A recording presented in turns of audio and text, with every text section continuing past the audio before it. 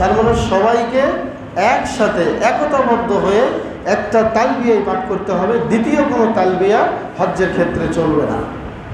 এটা একটা ঐক্যের ভূমিকা রাখে।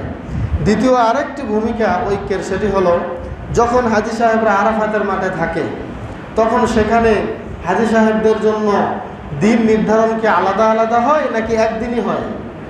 একদিনেই লক্ষ লক্ষ হাজী সাহেবরা 22 থেকে 30 লক্ষ পর্যন্ত হাজী সাহেবরা এবার হজ পালন করলো।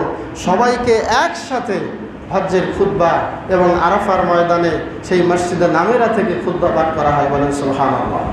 তার মানে একটাই। এরপরে বাইতুল্লাহ যখন তাওয়াফ করা হয় তখন কি এক এক দেশের জন্য এক এক দিন তাওয়াফের দিন নির্ধারণ করা হয়?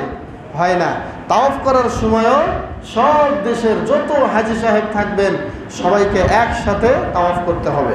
এরপরে সাফা মারোয়া সাই করা বলেন, রুকনে ইয়ামান বলেন, এই যে কঙ্কর নিক্ষেপ বলেন, সবগুলোকেই আল্লাহ রাব্বুল আলামিন একসাথে এক লাইনে সারিবদ্ধভাবে এই হজ্জের হুকুম আহকামগুলো পালন করার ফয়সালা দিয়েছেন, বলেন সুবহানাল্লাহ। তাহলে হজ্জের প্রধানতম লক্ষ্য উদ্দেশ্য হলো মুসলিম উম্মার ঐক্য ধরে রাখা, মুসলিম উম্মার একতাবদ্ধ থাকা।